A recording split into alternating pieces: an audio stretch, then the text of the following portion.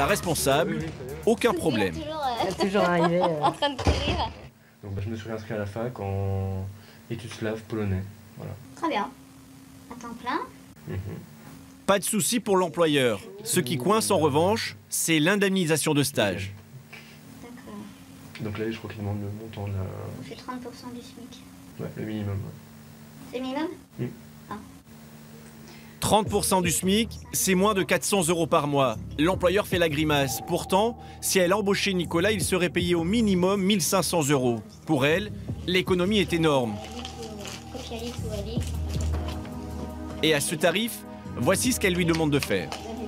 Élaboration des outils presse, accompagner les consultants dans leur mission, et puis veille et audit presse. On va mettre. Donc se renseigner sur tel sujet, telle entreprise, comment est placé dans la presse, etc. D'accord? Nicolas, merci. À bientôt. Au revoir. Pour trouver un stage, Nicolas aura mis moins d'1 semaine. Mais pour un emploi qui correspond à ses études, il cherche encore.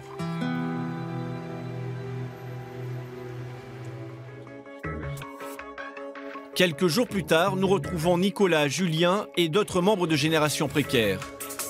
Ils se sont donné rendez-vous au tribunal, car un procès les mobilise. Celui de cet homme, Jean-Christophe Lefebvre.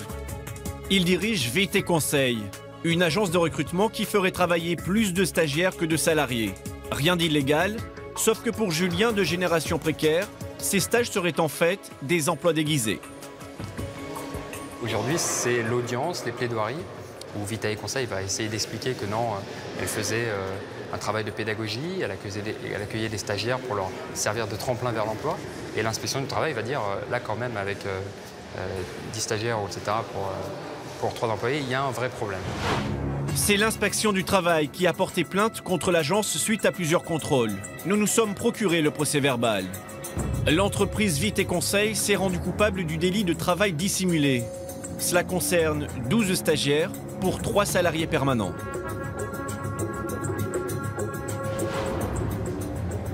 Le patron a le sourire. Pourtant, s'il est jugé coupable de travail dissimulé, il risque jusqu'à 3 ans de prison ferme et 45 000 € d'amende. Bah, allons-y. Pour Julien et Nicolas, ce procès s'annonce exemplaire. Mais une personne manque à l'appel, l'inspecteur du travail, pourtant à l'origine de la plainte. Pendant toute la durée de l'audience, le banc de la partie civile reste désespérément vide. À sa sortie, le patron, sous bonne escorte, semble plutôt confiant. Accepter la charte des stages, c'est le flou juridique. Alors, quand on est employeur, on fait un peu ce qu'on veut avec les stagiaires. Apparemment, il n'y a pas grand-chose contre vous, là. Je sais pas, on verra le 15. Le 15, j'aurai ma réponse. Promis. Merci. Le patron de Vitae Conseil garde le silence et nous donne rendez-vous le jour du jugement. Du côté de Génération Précaire, l'ambiance est moins joyeuse. Les militants déplorent le vide juridique qui entoure les stagiaires. La personne aujourd'hui qui était en jugement le disait même, il n'y a pas de loi qui m'en empêche, donc pourquoi je m'en empêcherais? Je ne vais pas m'empêcher moi-même de faire quelque chose que la loi ne m'empêche pas de faire. Même si l'inspection du travail a essayé d'instruire un dossier aussi complet que possible, il manque aujourd'hui dans la loi des éléments qui pourraient vraiment permettre de condamner des sociétés qui recourent trop massivement aux stagiaires. En attendant le jugement, nous avons voulu en savoir plus sur les conditions de travail des stagiaires à l'agence. Romain a 25 ans, il est étudiant en ressources humaines. En mars dernier, il était stagiaire à Vitae Conseil. Il y avait plus d'une vingtaine de stagiaires quand je suis arrivé à Vitae Conseil. Ça m'a choqué et je me demandais surtout si c'était vraiment normal parce que, a priori, les stagiaires faisaient le travail de personnes qui étaient vraiment en poste, de salariés. Nous, on était vraiment mis à contribution, pourtant sans avoir une feuille de paye à la fin du mois. Mais ce n'est pas tout. Selon Romain, les stagiaires avaient des obligations de résultats comme de vrais salariés. Donc par jour, on devait appeler 60 personnes différentes et on devait convoquer 5 personnes à des sessions de recrutement, donc 5 personnes par jour. Et c'est vrai que je connais des stagiaires qui restaient des fois plus tard le soir pour essayer d'avoir ces 5 candidats à tout prix. Romain signe une convention de stage de 6 mois, mais très vite, il dénonce les obligations de résultats qu'on lui demande. 1 mois après son arrivée, ses responsables lui ont demandé de quitter l'entreprise.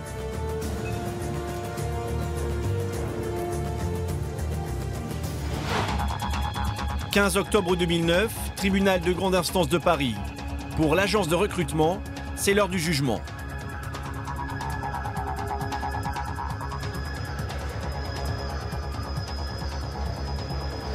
Voilà, la décision était celle de l'Airlax, le tribunal ayant considéré que les faits constituant les chefs de prévention n'étaient pas fondés. Vous êtes relaxé, monsieur Lefebvre?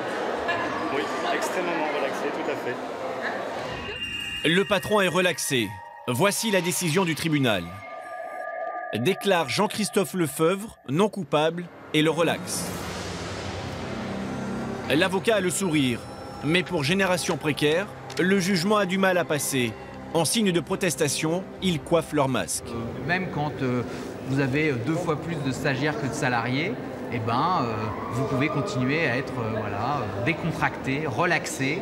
Et on pourrait très bien imaginer que les entreprises de France prennent appui sur ce genre de décision pour prendre un nombre inconsidéré de stagiaires.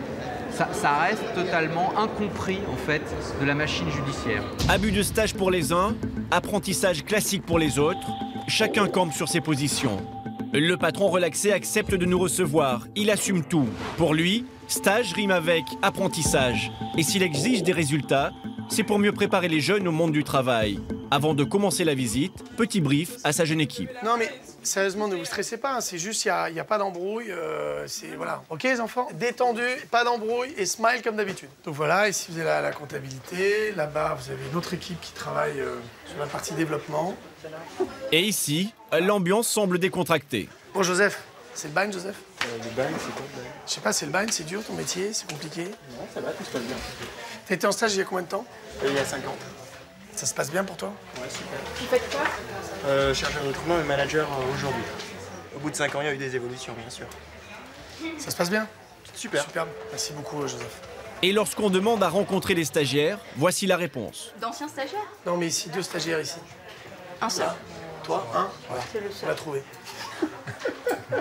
C'est dur en ce moment? Non, ça va. Ça se passe C'est bien? le début, mais ça se passe. C'est quoi ton prénom? Cédric Le Pollet. Cédric, super. Vous avez commencé quand? Il y a 2 semaines. C'est dur, hein, c'est vraiment l'endroit. Ouais. T'as des objectifs ou pas? Non. Non, merci.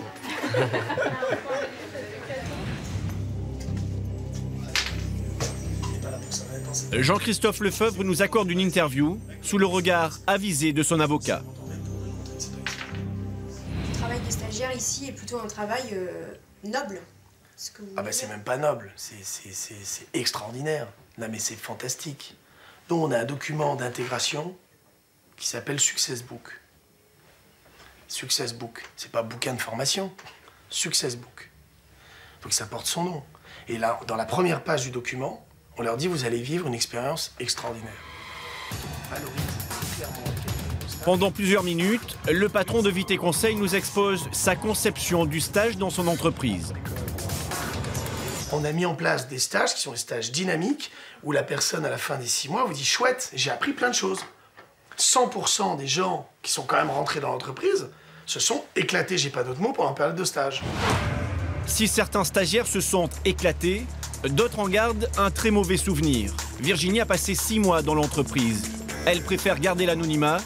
Vous allez voir qu'elle ne partage pas tout à fait l'avis du patron. Je pense que c'est du management par la crainte, par la peur. Qu'est-ce qui vous fait par rapport aux stagiaires qui remplissaient pas les objectifs, donc ils avaient une certaine pression. Certains avaient des stages obligatoires, donc s'ils réalisaient pas leurs objectifs, ils devaient partir. Les objectifs, il ne peut pas y en avoir, puisqu'il n'y a pas non plus de courrier pour dire « Monsieur, à l'inverse d'un salarié, monsieur, vous n'avez pas fait vos objectifs. » Donc jamais. Sam, 30 ans, ancien commercial de l'agence. Lui aussi souhaite témoigner à visage masqué. J'ai été témoin de stagiaires qui sortaient en pleurant de l'agence parce qu'ils n'en pouvaient plus. L'objectif de l'employeur, c'est de donner la plus belle formation possible, la plus belle image possible de son entreprise, afin que la personne qui est en stage ait envie d'intégrer l'entreprise dans le cadre d'un contrat de travail. Au niveau des horaires, ça se passait comment pour les stagiaires? C'est pas compliqué, hein. C'était du 9h-19h, 50 heures par semaine, indemnisé 300 €. Mais ce ne serait pas tout, stagiaire ou pas, si on ne fait pas l'affaire, ici, les choses peuvent tourner court. Nous, on n'arrête pas de stage. Non, pourquoi on va arrêter un stage? Non, mais vraiment, comme un employé, si ça se passe mal, on peut s'arrêter. Non. Pourtant, rappelez-vous, c'est bien ce que Romain nous dit avoir vécu. La responsable m'a clairement dit qu'elle avait l'habitude de ce genre de cas, que c'était pas la première fois qu'elle faisait ce genre de choses, qu'elle mettait à la porte des gens.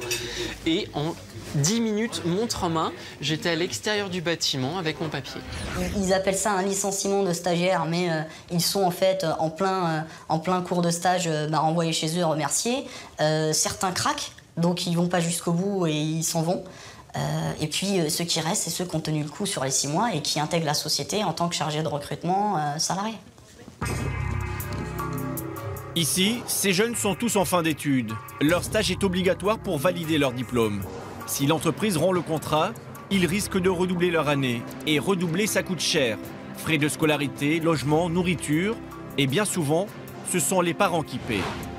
L'inspection du travail ne souhaite pas en rester là. De nouveaux contrôles sont en cours.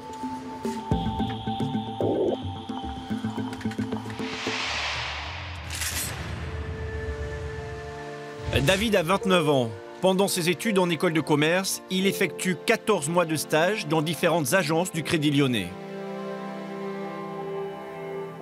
C'est là que tout a commencé et là, le fait de revenir ici, c'est un peu il y a un sentiment de déception par rapport à la manière dont les choses se sont terminées parce que je me suis beaucoup investi dans ce travail. J'ai vraiment fait mon maximum j'ai donné mon maximum pendant 2 ans. Les stages de David ont tous une durée de 6 mois. Et rapidement, le jeune homme a le sentiment qu'on exige de lui un peu plus que le travail de simple stagiaire. C'est pas moi qui le dis, hein, c'est ma tutrice de stage que je remplaçais les conseillers absents. Soutien à l'ensemble de l'équipe en remplaçant les conseillers absents. A effectué un remplacement sur un poste à découvert. Donc David a remplacé sans aucun problème les conseillers absents. Pourtant, cette pratique est strictement interdite par la charte des stages.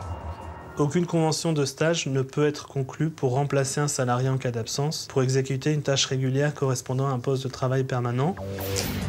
Mais ce n'est pas tout. Après 18 mois passés dans l'entreprise, la banque propose à David un CDI. Et quelques jours avant de signer son contrat, coup de théâtre, l'employeur change d'avis à son sujet. Donc à l'issue de la première période d'essai qui a duré 3 mois, j'ai une évaluation très favorable. On peut voir qu'à chaque fois j'ai été noté conforme aux attentes ou supérieur aux attentes. Et lors de l'évaluation de la deuxième période d'essai, comme par hasard, tout a changé. Et sur exactement les mêmes critères d'évaluation, je suis passé inférieur aux attentes ou conforme aux attentes.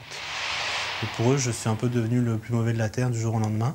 Donc j'ai ressenti comme une profonde injustice et pour moi c'était même assez incompréhensible. David estime qu'on lui a menti en lui promettant un emploi qu'on ne lui a jamais donné.